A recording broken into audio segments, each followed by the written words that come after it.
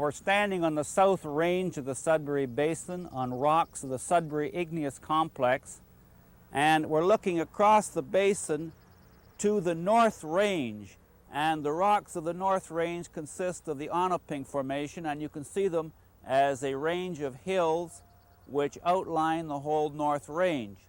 And you can see from here that the Sudbury Basin is in fact a topographic basin.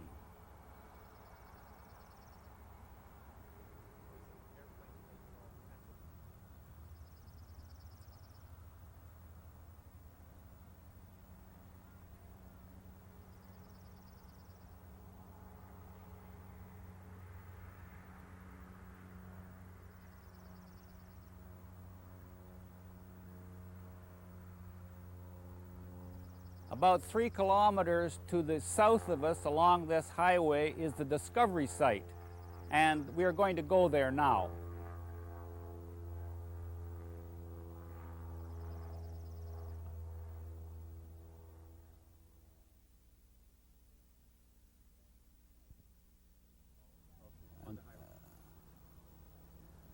While we're standing here on the discovery site, it was here in 1883 that sulfide ores were first noted in conjunction with the construction of the Canadian Pacific Railway. Now actually the true discovery site is at the edge of this open pit here, and the plaque was moved because of mining operations. Also this highway and in fact the railway were also moved. Well, this shows the Sudbury Basin in its regional setting. Here's the basin here, and it's at or near the junction of 3 structural provinces of the Canadian Shield. The Grenville province here is shown in yellow, and it was deformed about 1 billion years ago. The northwest margin is the Grenville Front. The brown is the southern province, which was formed or deformed about 1.8 million years ago, and it's underlain by supercrustal rocks of the Huronian supergroup. Northwest of the Sudbury Basin is the Superior province, and it consists of Archean gneisses and migmatites, and this province was last deformed approximately 2.5 billion years ago. This is the most up-to-date geological map of the Sudbury Basin, and it's on a scale of 1 to 50,000, and it accompanies the 1984 edition of the Geology of the Sudbury Basin published by the Ontario Geological Survey. On the map, these rocks here are part of the southern province, and they consist of the supercrustal rocks of the Huronian supergroup. These rocks in green here are mainly volcanic rocks, and these rocks here in the bluish color are clastic sedimentary rocks, and the purple color is the Nipissing gabbro. To the north of the Sudbury Basin, we have Archean rocks, and they consist of gneisses and migmatites. Up here is a Archean greenstone belt. The Sudbury Basin itself is approximately 60 kilometers long and 25 kilometers wide, and it's divided into 3 ranges: the South Range, the East Range, and the North Range. The outer part of the Sudbury Basin is defined by an elliptical ring of rocks of the Sudbury Igneous Complex, and they consist of basal norite, intermediate quartz gabbro, and upper granophyre. And these rocks were emplaced between the Footwall rocks and the overlying rocks of the Onaping Formation, shown in yellow. The rocks of the Onaping Formation consist of a massive breccia, very, very coarse-grained at the base and fine-grained at the top. The rocks of the Onaping Formation are overlain by those of the Unwatan Formation, and they also form a ring-like outcrop pattern. And these rocks consist mainly of argillites and siltstones, and they are conformably overlined by rocks of the Chelmsford Formation, shown here, and they consist mainly of greywackies. The Sudbury Basin was deformed by a push from the north towards the northwest, and this folded the rocks of the central part of the basin and the south range, developed a prominent cleavage in the Onaping Formation rocks, locally in the nickel eruptive rocks, developed a slaty cleavage in the Unwatan Formation, and also a cleavage in the Chelmsford Formation. The rocks of the North Range, however, are largely undeformed.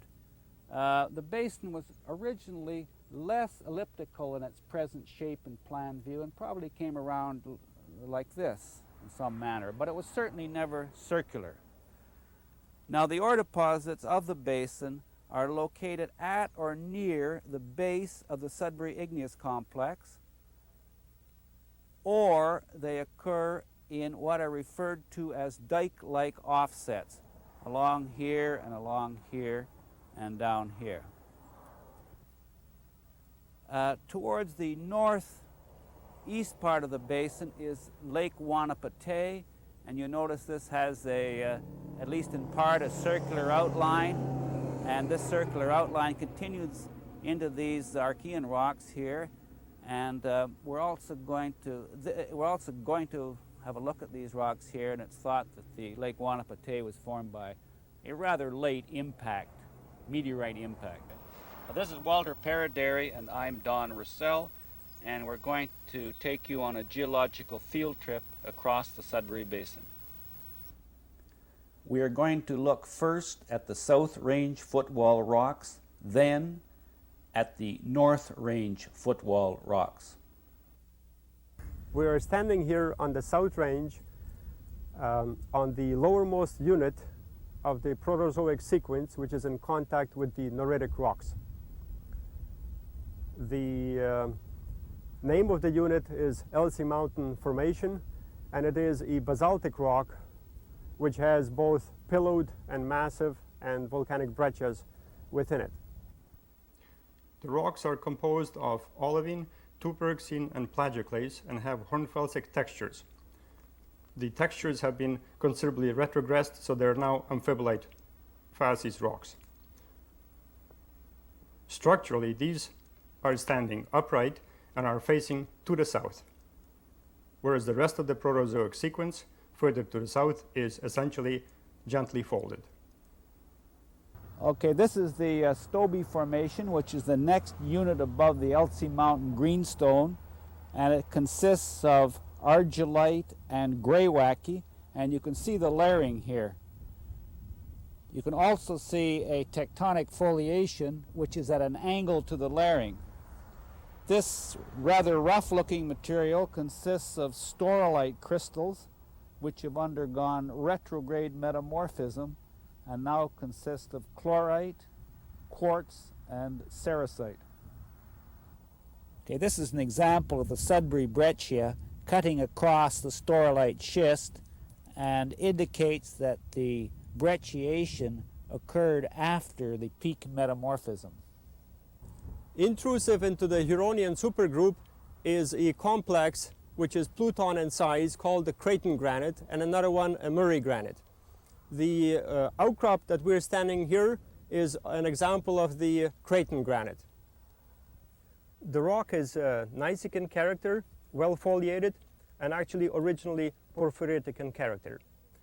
Here is an example of this layering or banding, which is mineralogically of the same composition as the adjacent country rock, which is, in this case, truncated by a small fault. Cutting the Creighton granite are veinlets and anastomosing systems of Sudbury breccia, whereas the age of the Creighton granite is 2.33 billion years age, the Sudbury breccia is considerably later, and we believe it's related to the event that produced the Sudbury structure. We're now somewhat higher in the stratigraphic section of the Proterozoic rocks. This is the Ramsey Lake Formation, which is a massive conglomerate, and here lacks bedding. You can see there's a variety of clasts, including granitic fragments and mafic fragments. You'll notice the contrast here. The rocks up here are black in color, and that's due to the early smelting operations, whereas this lower material is being more recently exposed. The Ramsey Lake Formation has been interpreted as a tillite. Here we have an example of the Sudbury breccia cutting across the Ramsey Lake Formation. Notice the pattern of fine lines, which are referred to as flow banding. In this case, these lines form an elliptical pattern which resemble sheath folds. Notice here the breccia is exceedingly fine grained and passes out into fractures. You can see that bedding is well developed in the Ramsey Lake Formation here, and I'm standing in a channel fill which opens up in this direction. Walter's foot is on the top of the channel. This is an outcrop of the Mississauga Formation, which lies immediately above the Ramsey Lake conglomerate. The formation is a feldspathic quartzite. This is a spectacular example here of the Sudbury breccia, and it consists of very large fragments of the quartzite in a matrix of a similar composition. In the Sudbury area, shatter cones are developed on a large and widespread scale. Here we have an example of the shatter cones occurring in the Mississauga Quartzite Formation, and the orientation of the cones is such that suggests that the tops or the axis of them point in a downward direction. If the beds are rotated to the horizontal position, the axis of the shatter cones point towards the basin and upwards. A number of measurements on the apical angle on one and the same shatter cone give about 60 degrees at the apex itself, but further away the angle increases gradually up to 130 degrees. In the Sudbury area, shatter cones are found up to 17 kilometers away from the outer margin of the Sudbury igneous complex. Intruded into the Proterozoic sequence are nipissing diabase sills. These are about 2.15 billion years in age and have been essentially intruded conformably to the sediments. The Sudbury breccia, cutting the nipissing diabase, is a fairly close reflection of the composition of the nipissing diabase itself, but in addition, in this case, carries a small component of the metasedimentary material. While we're located about 30 kilometers north of the outer rim of the Sudbury Basin in the superior province of the shield, and you'll notice here we have gneissic rocks, some mafic rocks, and granitic rocks, and cutting these rocks are the Sudbury breccia, and the breccia has a pseudotachelite character here, and in thin section you can see flow lines, and the breccia is a mixture of this pink granite, of the gneiss here, and of some mafic rocks as well. This exposure, located 16 kilometers north of the Sudbury igneous complex, shows the Sudbury breccia with flow lines cutting the Cartier granite pluton. The rocks in contact with the Sudbury igneous complex on the North Range and the East Range are comprised of a variety of gneisses. These gneisses range in composition from basic to ultrabasic, and in this particular area they're intermediate in composition. One of the most significant features of these is that they're highly metamorphosed in a granulite facies stage of metamorphism, and they're complexly deformed. The Sudbury breccia on the North Range is typically very fine grained and mineralogically reflects the composition of the adjacent country rock.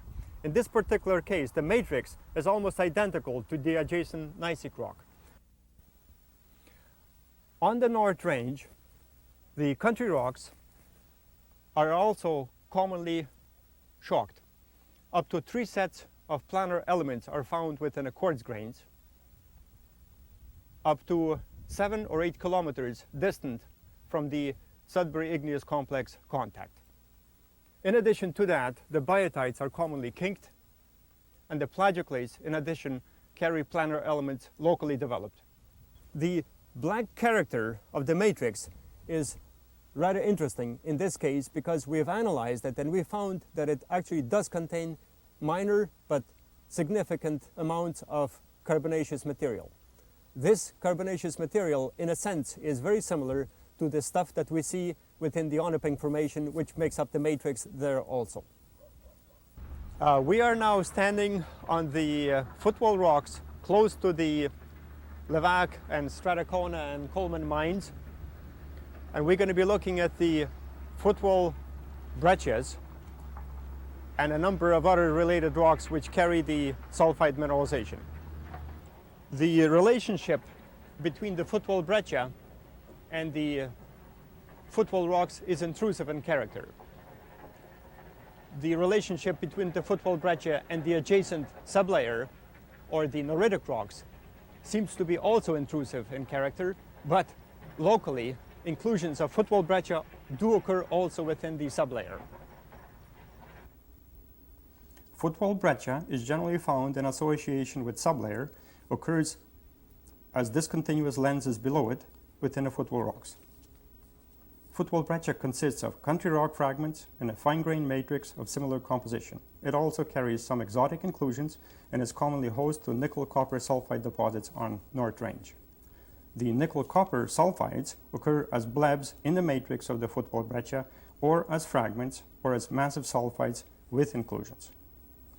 It has been suggested by some investigators that the Footwall breccia resulted by heating of Sudbury breccia in the Footwall environment.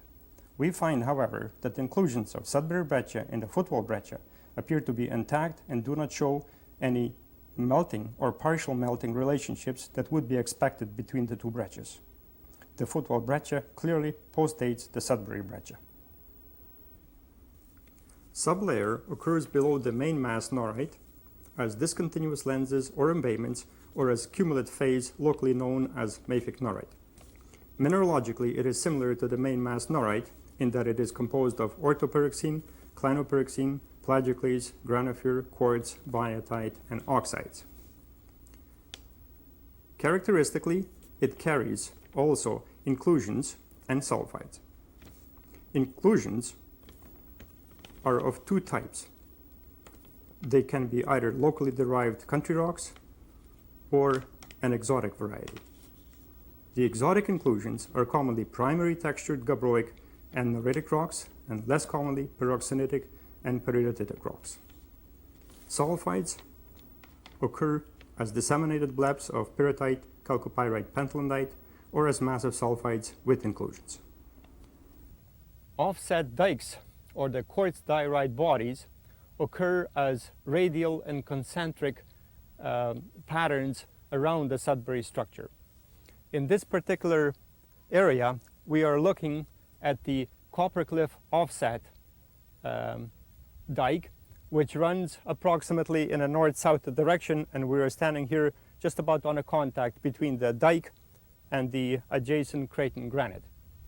Here we are looking at the chilled margin of one of these quartz diorite dikes, and the chilled margin itself is considerably wide.